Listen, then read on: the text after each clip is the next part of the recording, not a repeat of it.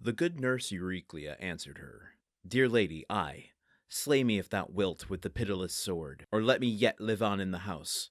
Yet I will not hide my saying from thee. I knew all this, and gave him whatsoever he commanded, bread and sweet wine. And he took a great oath of me not to tell thee till at least the 12th day should come, or thou thyself shouldst miss him and hear of his departure, that thou mightest not mar thy fair flesh with thy tears.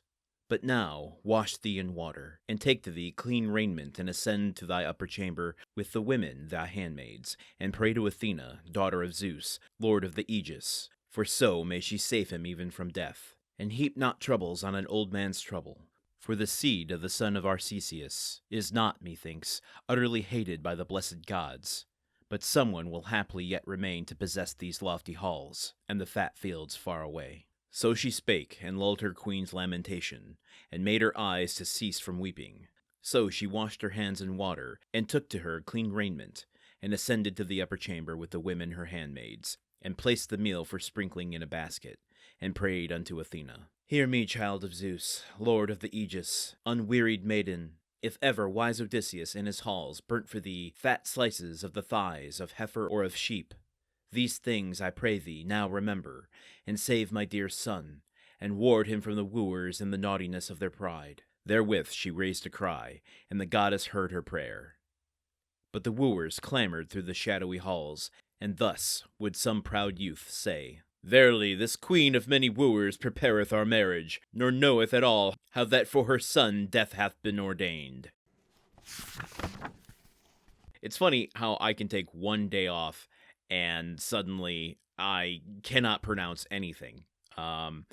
You, again, probably, hopefully, don't recognize it after I edit this together, but I think every single sentence in today's passage I've had to read twice, stumbling over the cadence, the pronunciations, the rhythm of it. I mean, everything. I'm just stumbling back and forth like I'm coming home from a karaoke joint at 2 a.m. But Penelope here is turning to Athene to pray for Telemachus's safe journey home, a return home. Athene apparently hears her. I'm not quite sure what to take at the end there, after it says, Therewith she raised a cry, and the goddess heard her prayer.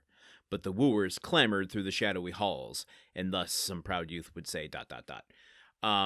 Is that indicating an unanswered prayer? Or is that emphasizing the immediate need for action, that things are worse off than they seem for Telemachus, the wooers' plans already in motion? And if so, will that require a greater intervention on Athena's part to stop the wooers? Will Athene stop the wooers? Will Telemachus have to fight the wooers? These are all questions that I don't want to speculate on because the book will just tell me when we get there. I gotta be patient. I don't want to pass over Eurycleia, as we are bringing that elder handmaid back in.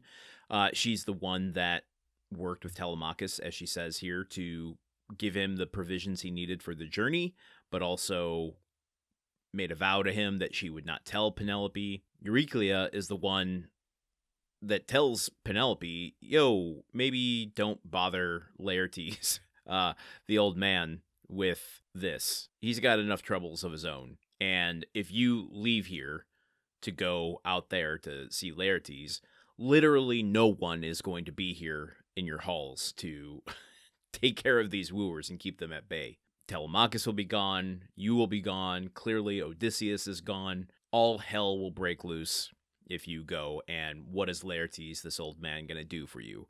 No. Instead, why don't you appeal to Athene, who's always loved your bloodline, or at least Odysseus's bloodline, and call on her for help. So she does. Athene hears her, but the wooers are already acting a fool. So, I don't know that I have a lot to add for today. Just summarizing what we read. Sometimes I feel pretty inadequate at that. So join me here tomorrow. Maybe I'll have a little bit more to say as we go into our penultimate episode of Book 4. Until then, okay, goodbye. Odyssey is part of the Gruntwork Podcast Network. The show is produced, edited, and hosted by Landon Solano. The original text of The Odyssey, written by Homer. Theme song by Neuroflow. You can support this show and other shows like it by going to patreon.com/gruntworkpod. Thank you for listening. See you tomorrow.